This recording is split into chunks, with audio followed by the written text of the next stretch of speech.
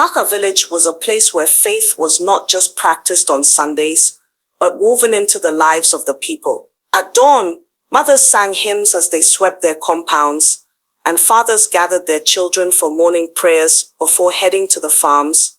The church stood at the heart of the village, not only as a building of worship, but as a symbol of unity, guidance, and hope. For months the people had waited eagerly for a new priest. Rumors spread that he was young, educated, and passionate about the work of God. The villagers prepared with excitement, whispering about the blessings he would bring. Women planned to join the church choir with renewed zeal. Fathers spoke of how their sons would grow up under a strong spiritual leader, and even children were eager to see the man who would stand on the pulpit. When he finally arrived, the whole village gathered to welcome him. He was not the old gray-haired priest they had imagined, but a young man with a calm smile and a voice that carried strength. He spoke gently yet with authority, quoting scriptures with ease and preaching sermons that left the congregation nodding in admiration. To the villagers, he was more than a priest. He was a gift from God. Mothers trusted him immediately, fathers held him in respect, and the daughters of the village looked up to him with innocent admiration. In their eyes, this reverend father was untouchable, a holy man who could do no wrong. Not long after his arrival, small changes began to show. At first they were easy to ignore. The Reverend Father would linger longer with the choir girls after Sunday service. He praised their voices, telling one that her singing could call down angels, telling another that her smile brightened the entire church. The girls giggled shyly, thinking it was harmless attention. To them he was simply being kind. But kindness slowly turned into something else. He began choosing certain girls, asking them to stay behind after choir practice. He told them it was for special prayers or personal guidance.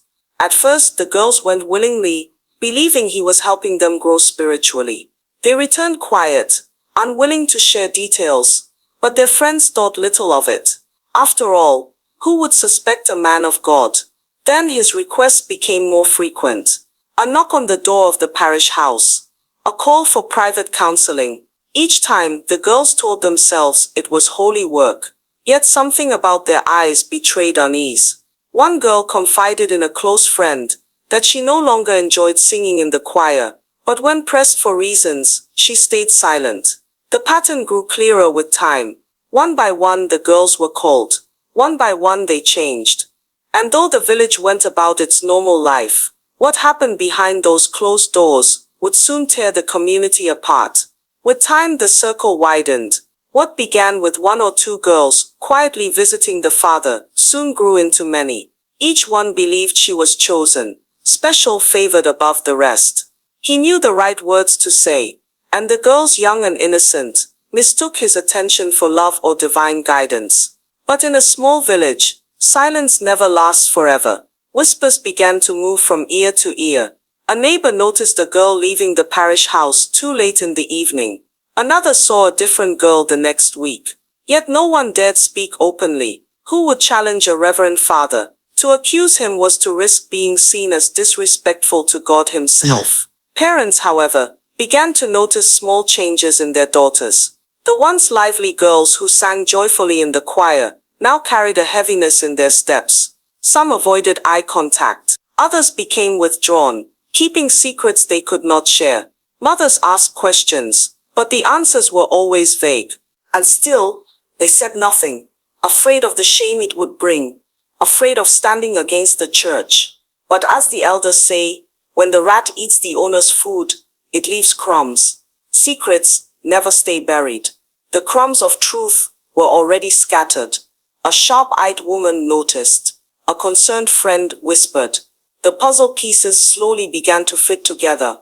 Yet the village kept silent, as though waiting for someone else to speak first. The Reverend Father continued, as if nothing was wrong, standing on the pulpit, preaching with power, blessing families, laying hands on children. To the public, he remained untouchable. But beneath the surface, his deeds were quietly staining the very church he was meant to protect. And though many turned their faces away, the truth was only gathering strength, waiting for the right moment to come out.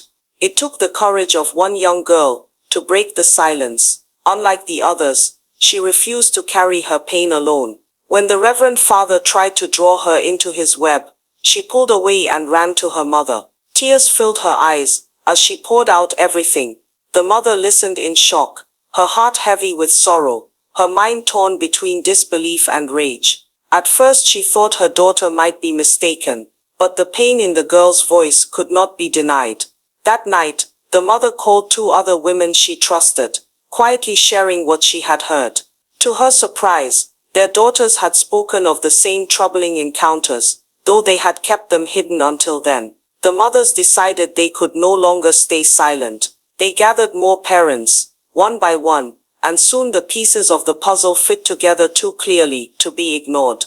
Each girl's story mirrored the other. The gifts, the private meetings, the shame, the silence. What had been whispered in corners was now spoken aloud in one painful gathering. The truth was undeniable. The Reverend Father had touched almost every family in the church, not with blessings, but with betrayal. The village began to see the scale of the wrong that had been committed. Trust had been broken. Daughters had been harmed. And yet, one question remained, a question that hung in every parent's heart. But how do you confront a man dressed in holy robes when the whole village bows to him? The day finally came, when the village could no longer turn a blind eye. The elders, after hearing the cries of their daughters and the testimonies of their mothers, summoned the Reverend Father. In front of the very people who once honored him, the truth was laid bare. He tried to defend himself, but the voices of the innocent were stronger than his excuses. In disgrace, he was stripped of his duties. The man who once stood tall at the altar walked out of Naka with his head bowed, carrying shame that no robe could cover.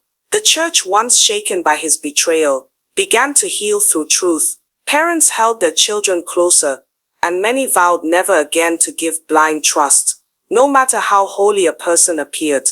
For they had learned that even in God's house, watchfulness must remain. And so Naka village learned a bitter truth, that not every man in robes carries God in his heart. Evil can hide in holy places, but it cannot remain hidden forever. Protect your daughters, guard your sons, and never give blind trust to anyone, no matter their title. For a community that watches over its children can never be deceived. What would you have done if you were in Naka village? Share your thoughts in the comments, and don't forget to subscribe for more African stories with powerful lessons.